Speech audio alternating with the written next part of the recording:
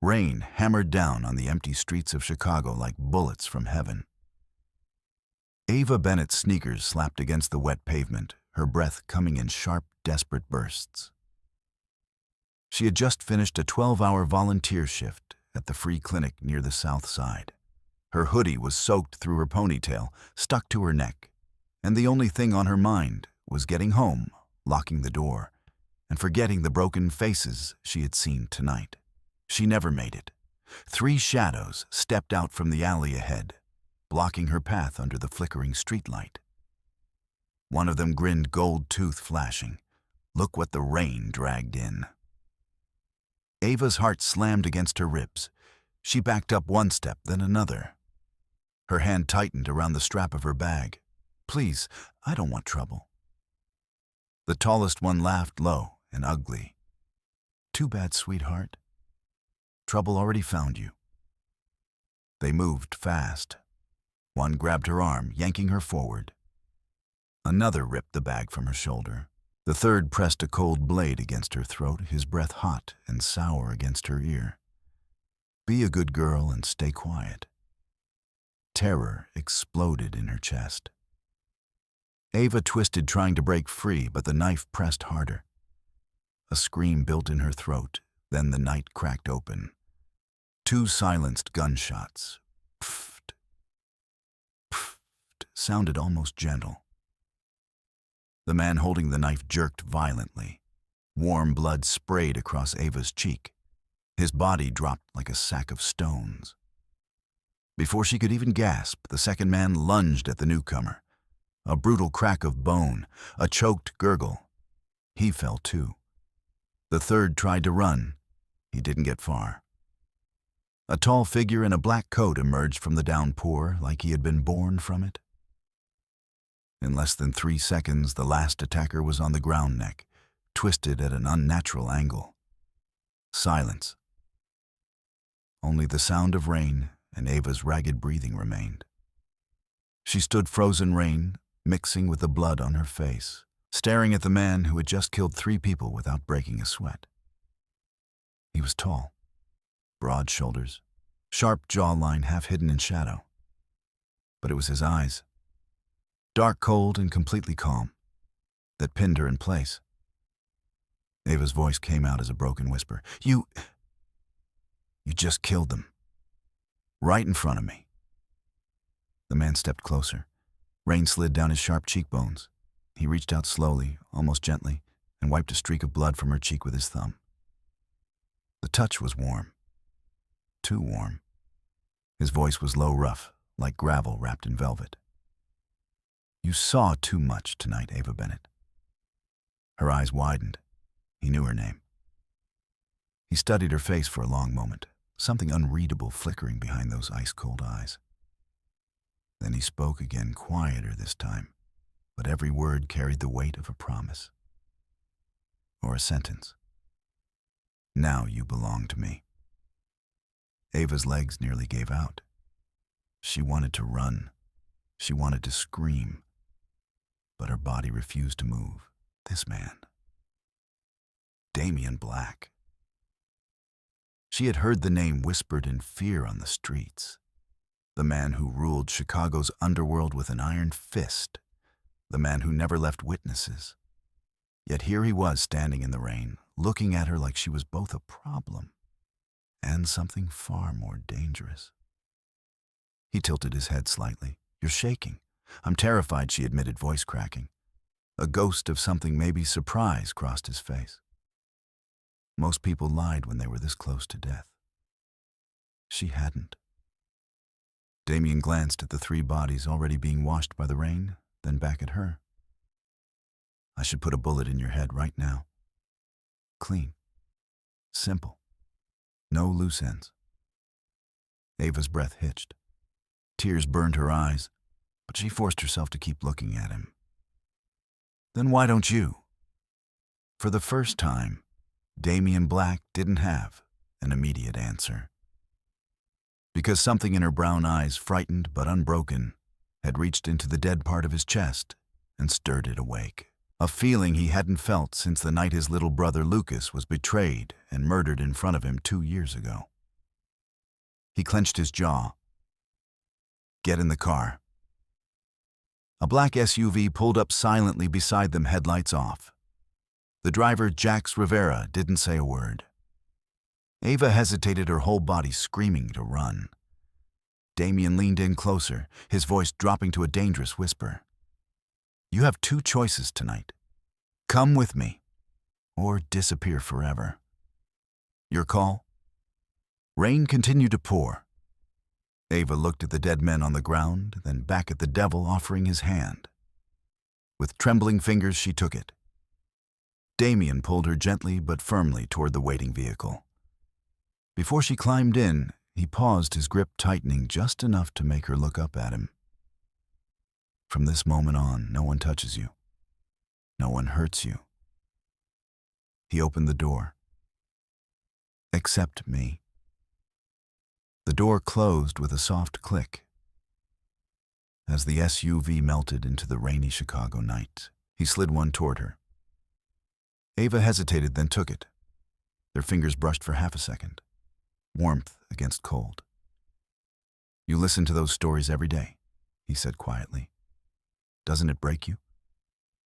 She looked up at him. Really looked. Sometimes. "But if I stop listening..." Who will? Something shifted in his eyes. A flicker. Pain, maybe. Or recognition. He turned away first, staring out at the lake. Later that night, the nightmare came. Ava woke up gasping, tears already streaming down her face. The same dream again, twisted metal rain on the windshield, her mother's hand reaching for her as the car flipped. Her father's voice calling her name. Her little brother's scream cut short. She sat up in the huge guest bed, clutching the sheets, trying to remember how to breathe. The door opened without a knock. Damien stood there in a black t-shirt and sweatpants, hair slightly messy like he had been sleeping too. His face was tight with concern. "Ava." She tried to speak but only managed a broken sob. He crossed the room in 3 strides and sat on the edge of the bed. For the first time, he didn't keep distance. "Can I?" he asked, voice rough. She didn't answer with words. She just nodded once. Damien pulled her into his arms. It wasn't rough. It wasn't possessive. It was careful, like he was holding something fragile that might shatter. Ava buried her face against his chest. He smelled like rain and something darker, gun oil and cedar. His heartbeat was steady under her ear, strong, alive. "I lost them all," she whispered against his shirt. "One night. Just like that. And I was the only one who survived." Damien's arms tightened around her. His hand moved slowly up and down her back. "I know what it feels like," he said after a long silence. "To survive when someone you love doesn't." She pulled back just enough to see his face. "Your brother?" she asked softly. His eyes darkened. "Lucas. 2 years ago. Someone I trusted sold him out. He died protecting me." The pain in his voice was raw, real. For the first time, Ava saw past the cold killer who had taken her that rainy night.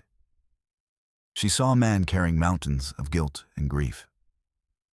She didn't pull away. Instead, her trembling fingers reached out and rested lightly on his forearm. Damien went completely still, as if her touch burned him. "You're not a monster," she whispered. "Not the way you think you are."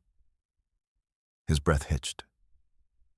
Before he could answer, the elevator dinged softly in the distance. Jax appeared at the doorway a moment later, his expression serious. "Boss, Selena Voss is downstairs. She says she needs to speak with you. Urgently." Damien's entire body tensed. Ava felt the shift immediately, the warmth in his arms turning back to steel. "Tell her I'm busy," he said coldly. Jax nodded once and disappeared. But the name had already planted its seed. Selena Voss. Ava had heard that name whispered once or twice in the penthouse when they thought she wasn't listening. Damien's past, his weakness, his betrayal. Damien looked back at her eyes, searching her face. "Don't let her get inside your head," he said quietly. "She's good at breaking things." Ava swallowed hard.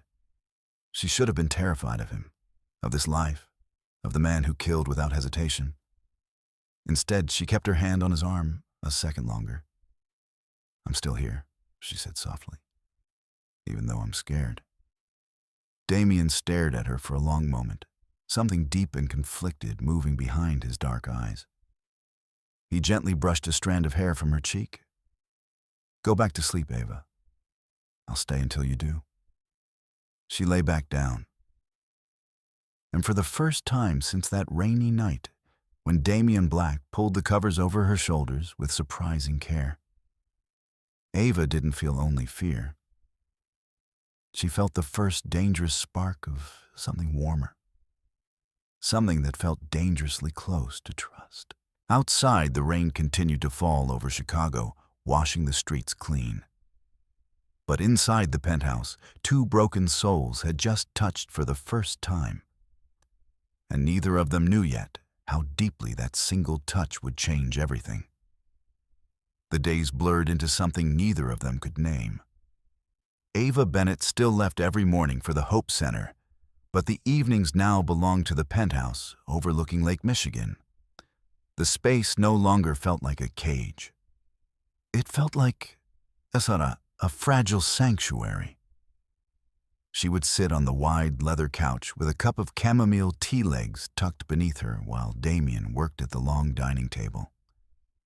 Sometimes he would look up from his laptop and just watch her.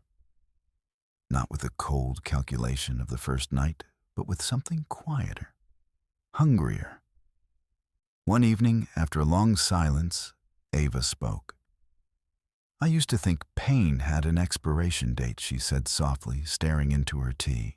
"That one day I'd wake up and the hole where my family used to be would feel smaller. But it doesn't. It just changes shape." Damien set his pen down. He didn't interrupt. He never did when she talked about them. She continued, voice trembling just a little. "I go to the shelter, and I tell those women they can heal, that they're stronger than what happened to them. But some nights, I still don't believe it for myself." He rose slowly and crossed the room. When he sat beside her, the cushion dipped under his weight. Close, but not touching. "You keep showing up anyway," he said low and rough. "That's more strength than most people ever find." Ava turned her head. Their eyes met.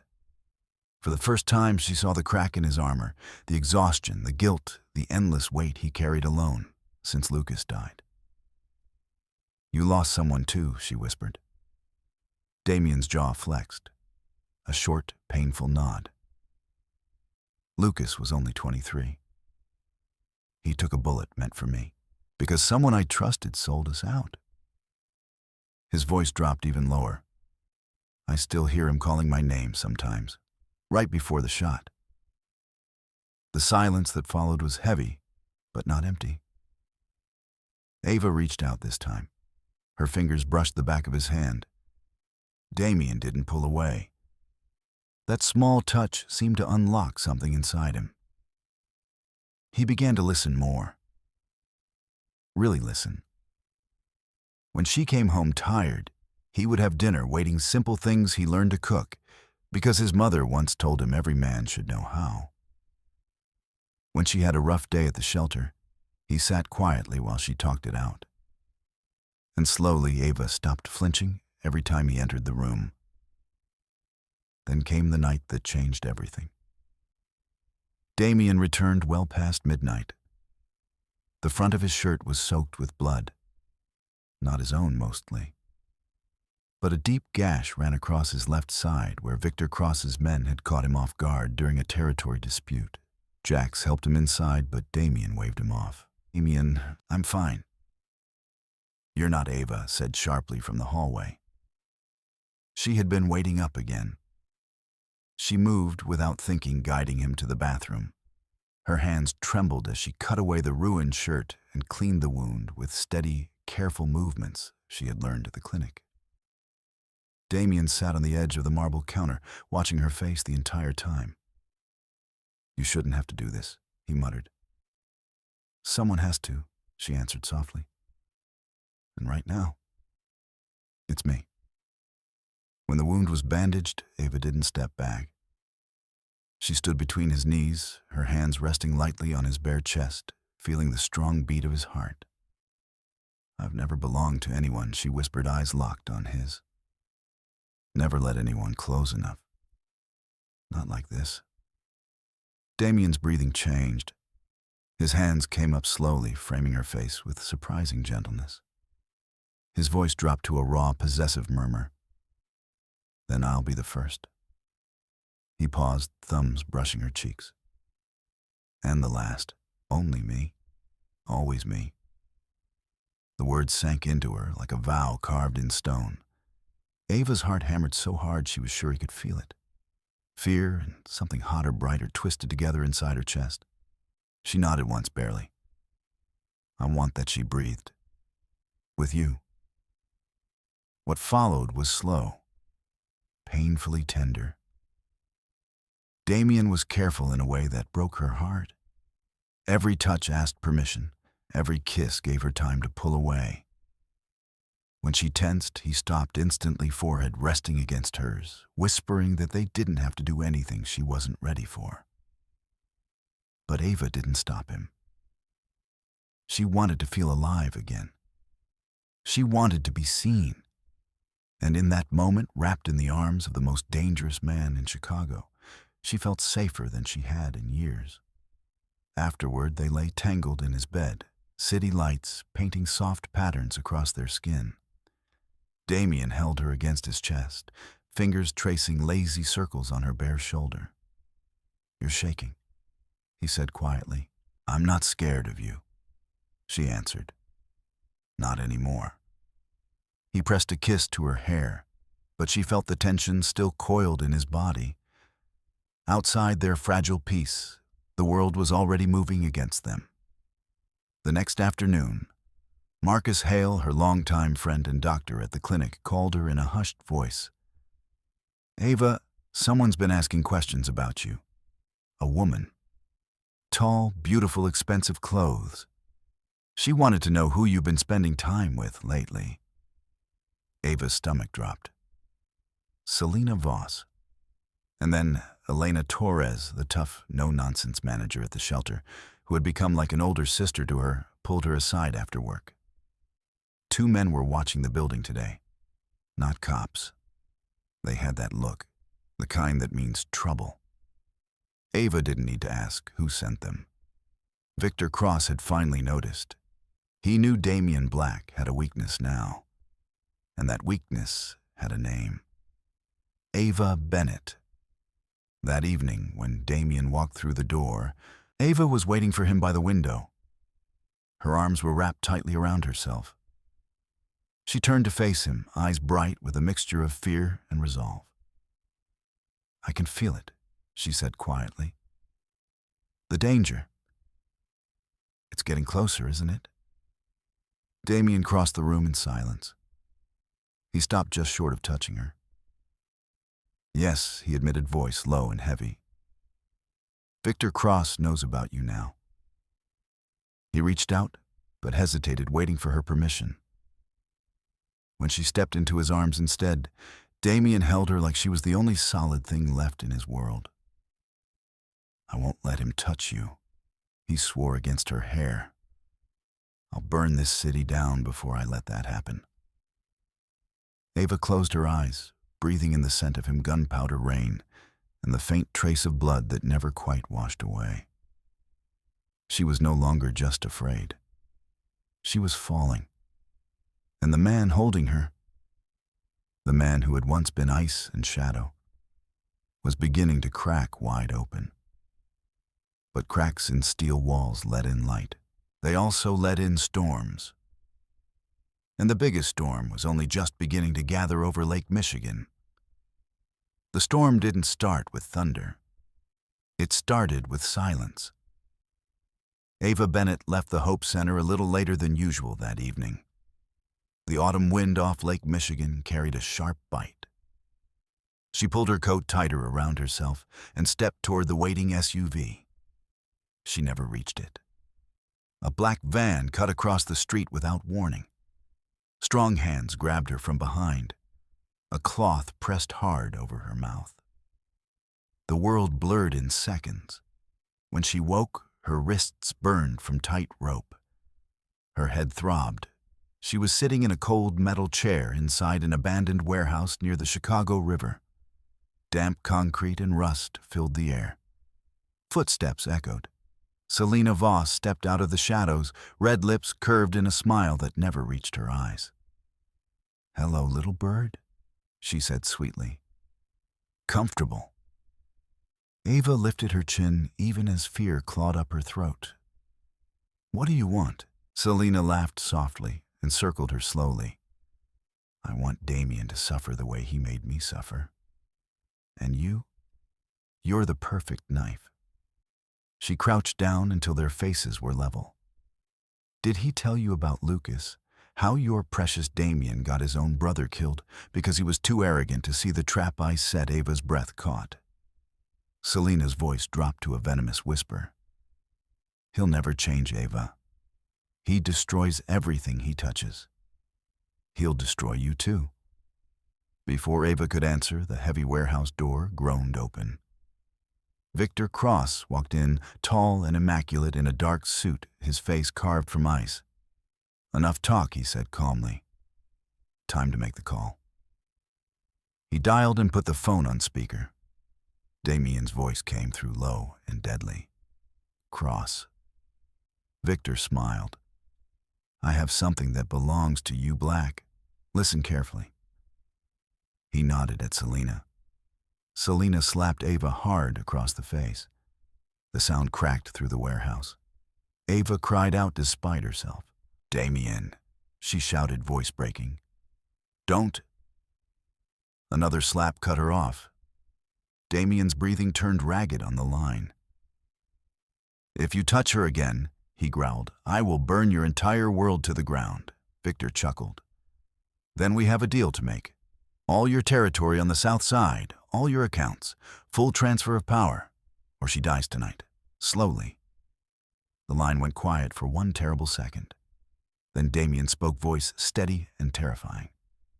"Pier 17, midnight.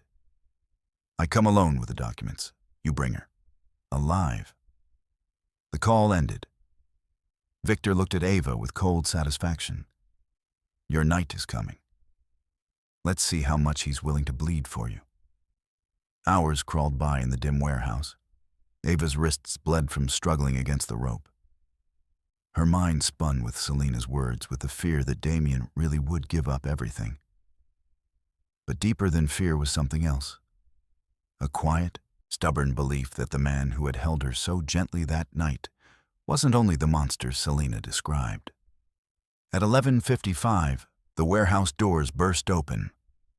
Damien walked in alone, black coat billowing, a thick folder in his hand. His face was stone. Victor's men raised their guns. "Documents first," Victor ordered. Damien tossed the folder across the concrete floor. Victor motioned for one of his men to check it. The moment the man bent down, Damien's eyes met Ava's across the distance. A single silent message passed between them. "Hold on." Then chaos erupted. "Now," Damien shouted. Gunfire exploded from every direction. Jax Rivera and a team of Damien's best men stormed in from the side entrances. Elena Torres had somehow gotten the exact location to Jax hours earlier through a quiet network of women at the shelter who owed Ava their lives. Bullets ricocheted off metal beams. Men shouted. Bodies fell. Damien moved like a shadow, cutting straight toward Ava. Victor grabbed her chair and dragged it backward, pressing a gun to her temple. "Stop or she dies." Damien froze 10 feet away. Chest-heaving eyes locked on Ava. For one heartbeat, the entire warehouse seemed to hold its breath. Then Damien raised his own gun with terrifying calm. He fired. The bullet struck Victor's hand. The gun flew from his grip. Ava dropped forward as the chair tipped. Damien was there in an instant, cutting her ropes with a knife from his boot and pulling her behind a stack of crates. "I've got you," he breathed against her hair voice, raw. "You're safe now." But the fight wasn't over. Selena tried to slip out a side door. Jax caught her, slamming her against the wall and cuffing her wrists. "You're finished," he growled. Damien stood slowly, still shielding Ava with his body. Victor Cross lay on the ground, clutching his bleeding hand, eyes wide with shock and rage. Damien walked over, gun pointed down. "You threatened what's mine," he said quietly. "That was your last mistake." He didn't fire the killing shot. One of his men did. The warehouse fell into heavy silence, broken only by distant sirens. Damien turned back to Ava. She was shaking violently, tears cutting clean tracks through the dirt on her face. He pulled her into his arms, holding her so tightly she could barely breathe. But this time, his hands trembled too. Later, sitting in the back of an armored SUV, racing away from the scene, Damien kept one arm around Ava while Jax drove. Blood stained his shirt. Not all of it belonged to other men.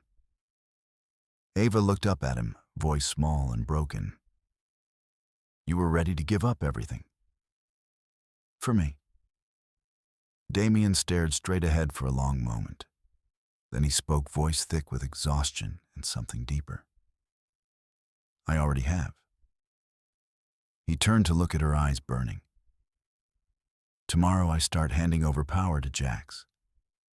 Most of the organization, the dangerous parts. I'm keeping only the legitimate businesses." Ava's lips parted in shock.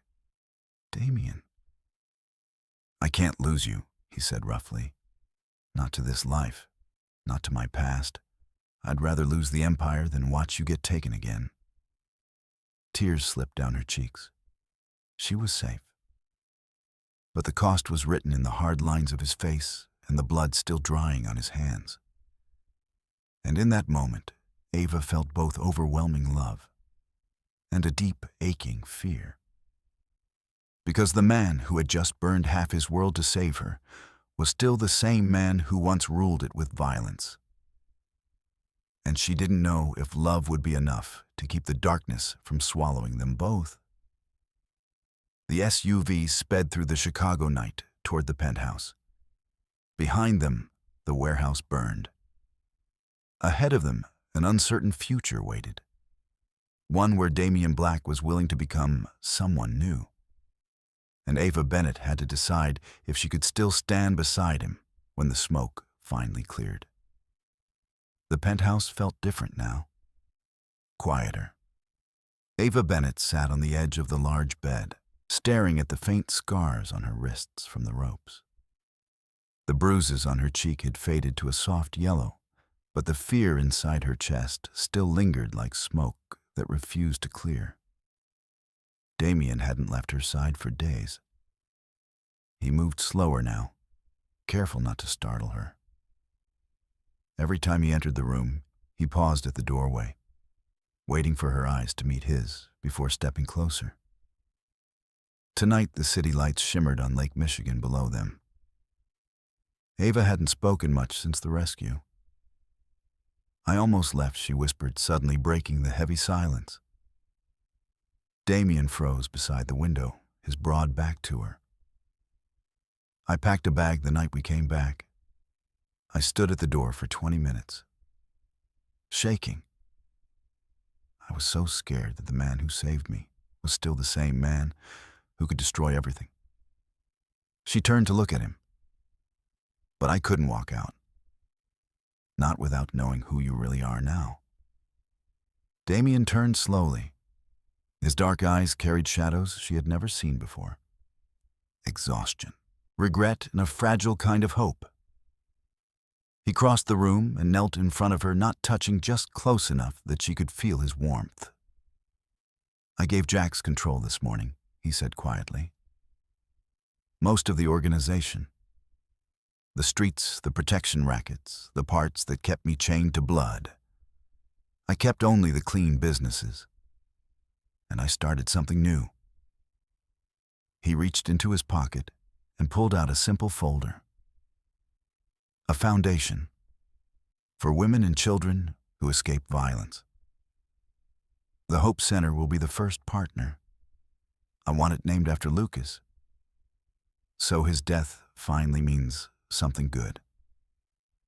Ava's fingers trembled as she took the folder. Tears slipped down her cheeks. "You're really doing this?" Damien nodded, voice rough.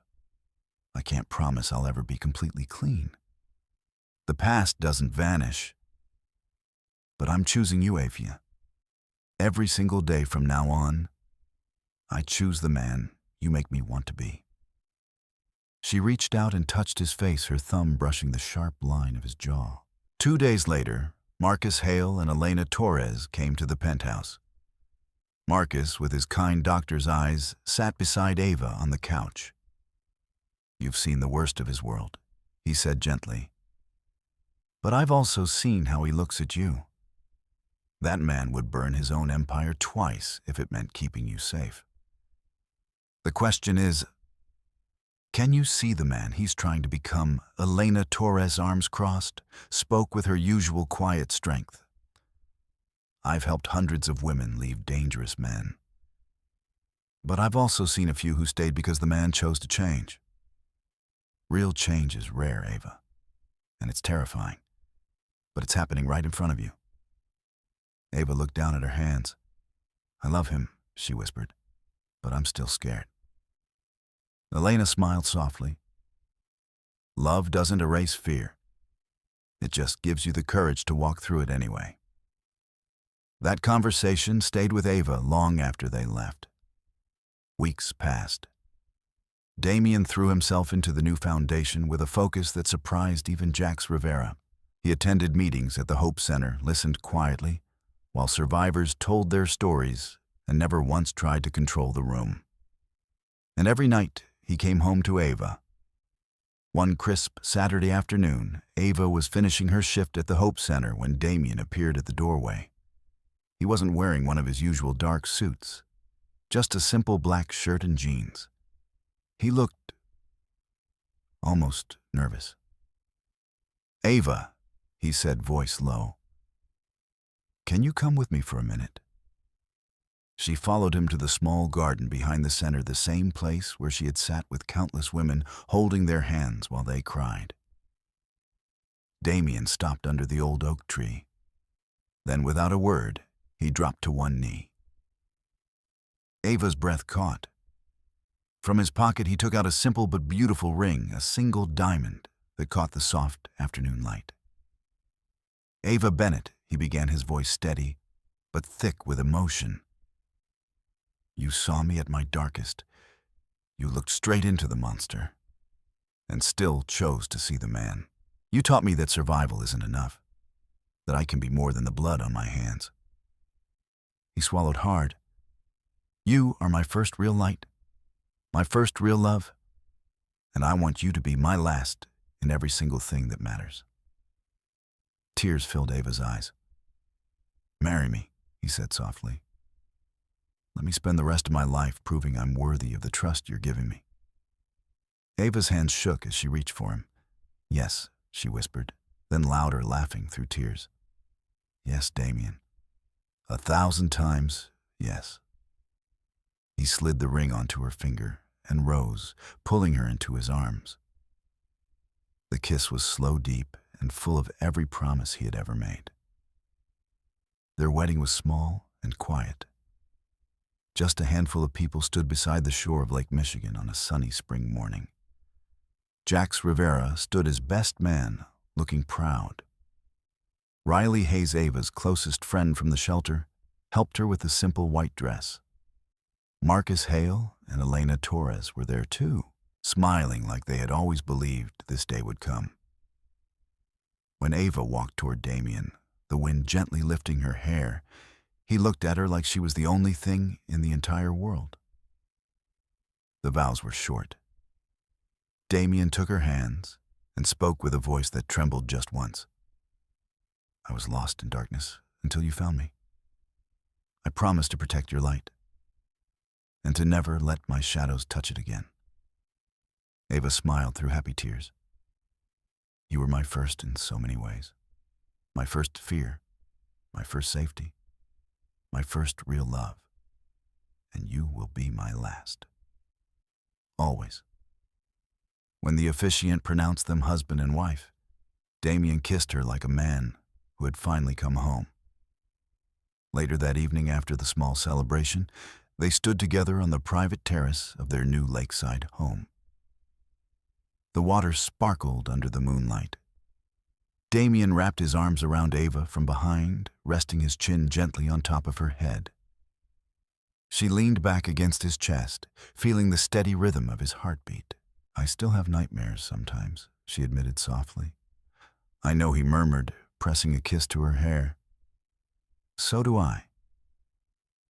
He turned her slowly in his arms until they were face to face. His dark eyes searched hers with that same intense reverence she had come to love. You've never been touched the way I touch you, he whispered, echoing the night that had started it all. And you never will be. By anyone else. Ava smiled, rising on her toes to kiss him. First and last, she said against his lips. First and last, he repeated, voice rough with emotion. Then he held her tighter, breathing her in like she was oxygen. For the first time in his violent, broken life, Damien Black felt something he had never known before. Peace. Real quiet, lasting peace. The kind that came not from power or fear, but from love. And as the waves of Lake Michigan whispered against the shore, two healed souls stood together, no longer running from the darkness. They had walked through it and found the light waiting on the other side. Finally, let me send my deep thanks to you. Thank you for listening. If this story has touched your heart, I invite you to stay with us to discover more true tales of the Wild West. Stories that honor resilience, tenderness, and the spirit that God placed in those who blaze the trail. Subscribe, share, leave your thoughts in the comments, and join us once again to journey across this untamed land. Thank you. Aviso legal/disclaimer. These stories are crafted purely for entertainment and may contain imaginative additions or dramatic interpretations inspired by old frontier eras. We use AI-based resources, voice imagery, and drafting as part of our creative process. But every final detail is carefully reviewed and shaped by human effort to preserve emotional depth and authenticity. We strictly follow YouTube's rules regarding AI-generated content and refrain from deepfakes, altered identities, or misleading representations. All images, sounds, and related materials are lawfully obtained. Please do not reuse, modify, or distribute any portion of this content without written permission. Thank you for valuing creativity, respect, and original work.